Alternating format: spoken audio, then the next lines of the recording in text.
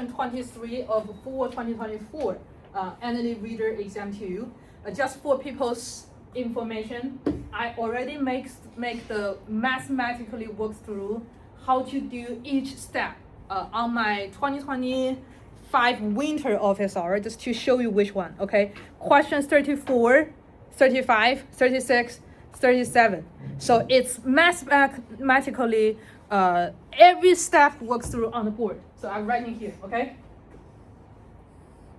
But I don't recommend any of you to watch them now because I want to explain this video, okay? Explain what part A is. So in my previous video, I explained what is KA1, KA2, KA3. So I want to walk through what this question is asking and how that correlate to the class that we are going to learn in this week. Are we good with that? Okay, so part A, it calculates the initial pH of the buffer. What is this buffer? So look at this buffer. By the way, why there is such a sodium plus exists? In my previous example, I said H3A, and what else we have? H2A minus, right? Okay, H2A minus is not going to stay as own. So the sodium plus here works as, okay, H2A minus in my previous video is literally the sodium H2PO4. So A minus, let's say this A, is this. This is the A. Are we cool with that? Okay, now what's this one? Na2, okay, H1A2 minus equals to Na2HPO4. How's that happen? Because my 2 minus is not going to stay as it is. You will need a counter ion just to make host species neutral, if that's okay?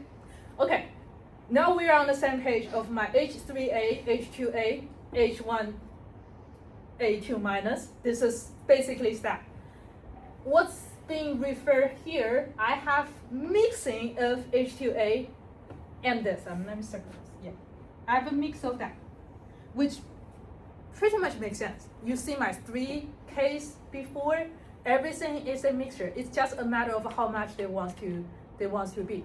If I don't add any of the sodium hydroxide, based on Ka1, Ka2, Ka3 that I was just writing on the board, you are only going to stay at Ka1, which means you are only going to, most of them is going to be this one, right? From the previous video.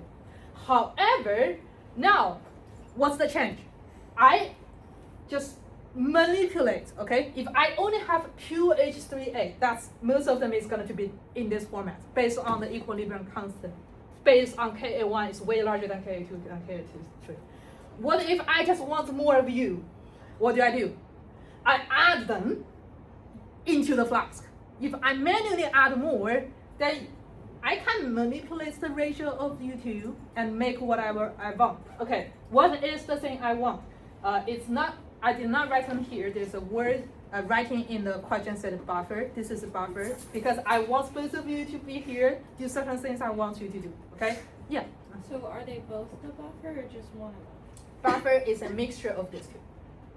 You will learn what a buffer is later, okay?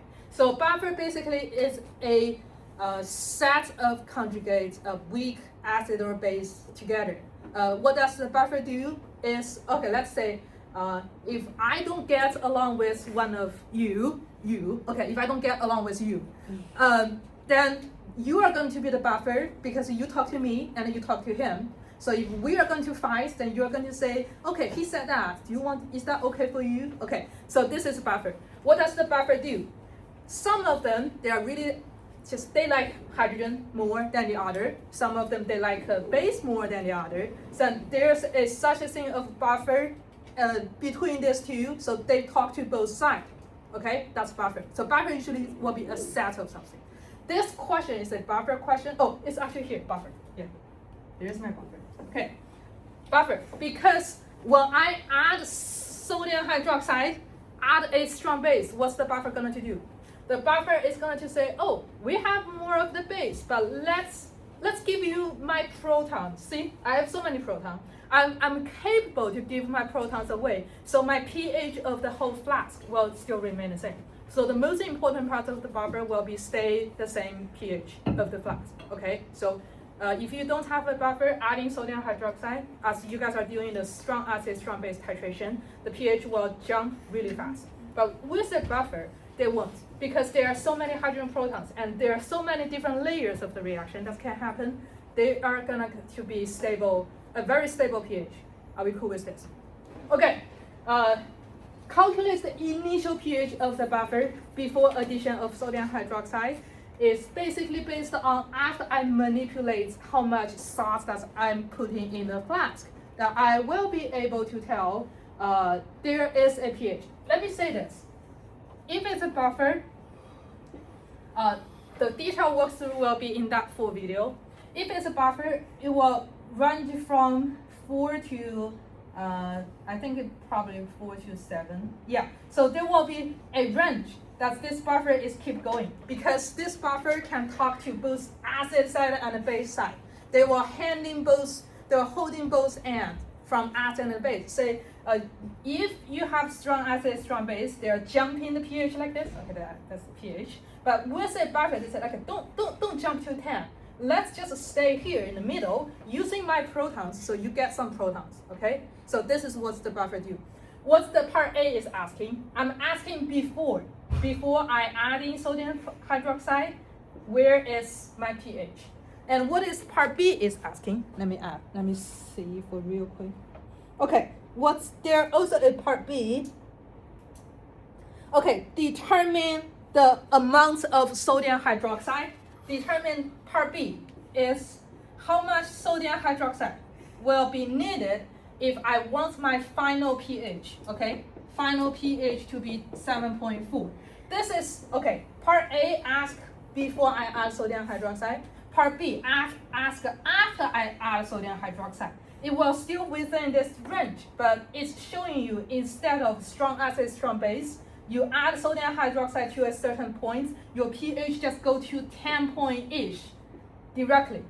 Adding sodium hydroxide to a certain amount, your buffer is still going to be pH 7.4. But this question is asking how much sodium hydroxide you will need to this pH. So this is what the second part is talking about.